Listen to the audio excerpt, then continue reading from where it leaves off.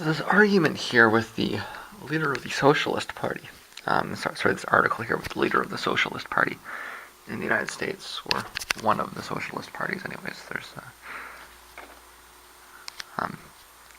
quite a few parties around that call themselves socialist in the United States. I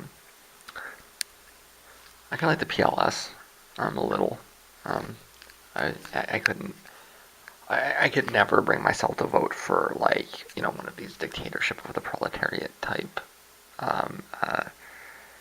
rackets. But I define the PLS. I think they're located in Oakland.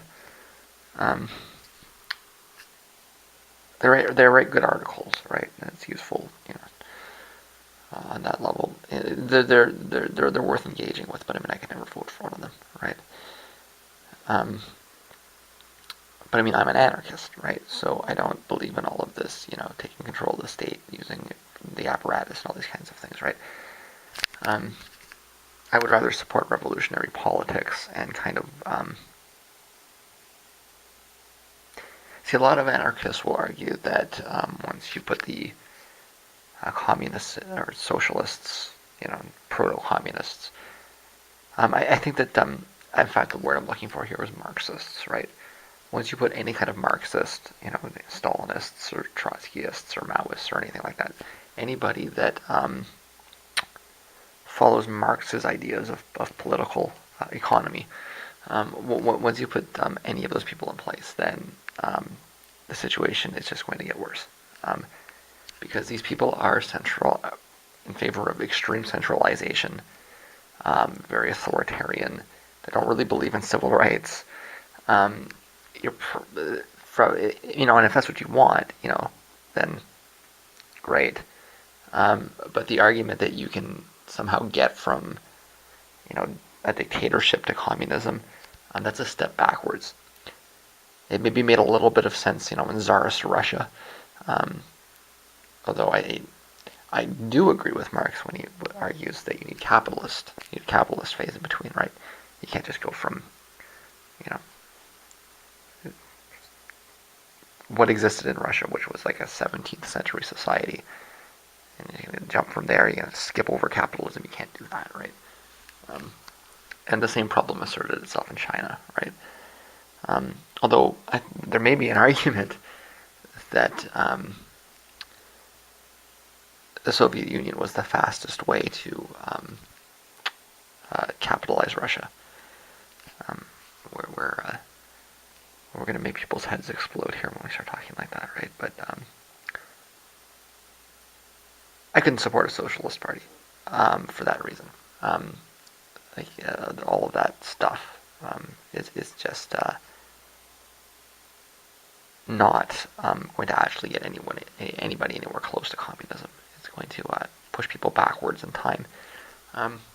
If we want to get to communism, we're better off working through the bourgeois parliament than we are putting a dictatorship of the working class in place. And that's something Marx was wrong about. He had a big argument with a guy named Lassalle, and Lassalle was correct. Sorry, Marxists, but I'm down with communism, but I'm not down with Marx. Anyways, so this guy here is saying, Sanders is a sellout. Vote for him. Vote for the socialists.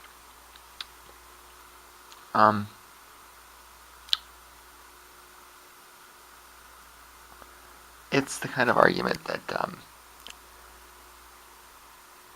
or the kind of, it's the non-voting part that I'm trying to draw attention to here. And because I'm an anarchist, I can do that. I can say, don't vote, send the message, or vote for the Greens or something like that, right? But it really is a strange argument here from a socialist. Socialists are not immune to political grandstanding or opportunism. They can throw around bullshit with the best of them, and it may sway a few kids. But the problem is that when people that understand the theory get wind of it, it exposes them as bourgeois and kills their credibility. There's a lot of difficult truth at play here. There's kind of difficult truth at play here, and there's a lot of it too, but yes, it's true that Sanders is not actually a socialist in any meaningful way. and anybody on the left has a responsibility to point that out. But it then necessarily follows from pointing that out that it makes more sense to support him than it does to support a small third party. The reason is that historical materialism is incrementalist in nature. Okay, so if you follow this, unfolding of history, I think it's a lot. I'm an anarchist, so I think it's a lot of nonsense. But if you actually take that seriously, then the United States needs to go through a process. And that process has to start with somebody like Bernie Sanders. If you're an anarchist, you can say, okay, let's smash the state, let's do it now. This Hegelian framework is a bunch of nonsense anyways, we don't need to go, we're not going to get to communism by following this path. But if you are a Marxist, you have to, and if you're not thinking in those terms, then you're not a Marxist, right? And maybe that's something that a lot of people that call themselves Marxists should just admit. If you don't believe in historical materialism, you can't be calling yourself a Marxist. And I think it would probably do everybody, including yourself, a great deal of favor if you would drop the association if you don't believe that, right? There's other, you're broadcasting something inaccurate by calling yourself a Marxist if you don't accept the concept of historical materialism. You're alienating people that might be closer, that might be on your side, right?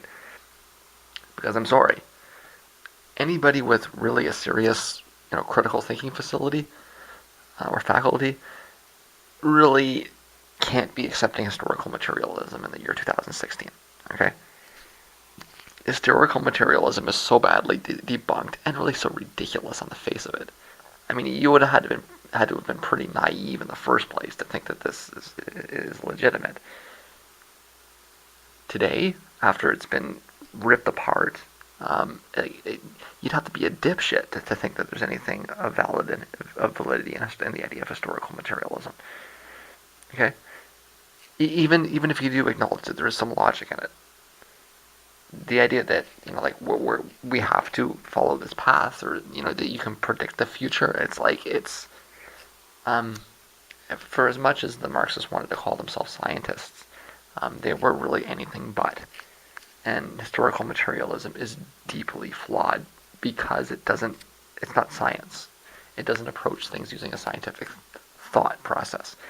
I think that Marxism may, in the long run, be seen as the last kind of medieval thought process, right? It's the last major type of thinking that existed before science.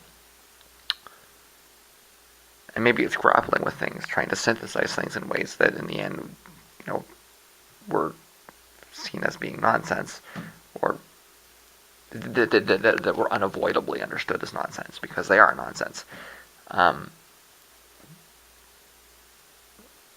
But if you're taking that position, then Sanders is the right choice, right? Clear as day, right? Of course, I'm an anarchist, right? So I think historical materialism is a lot of nonsense.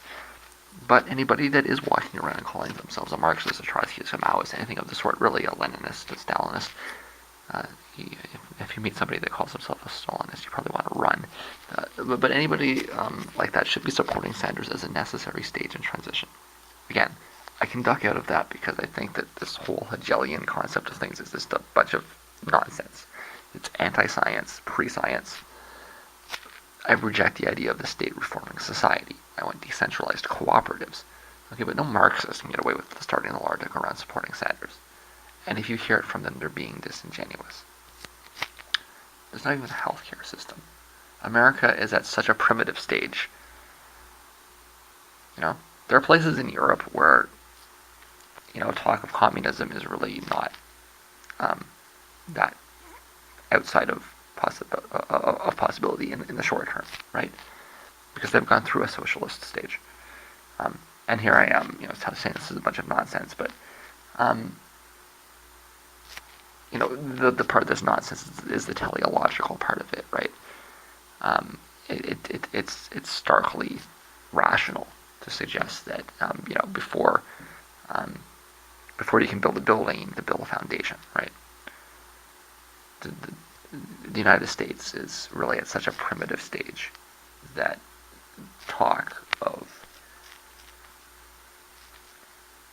I mean, even as an anarchist, I think it makes sense to support Sanders. Because the very, very basics are just not there. Right?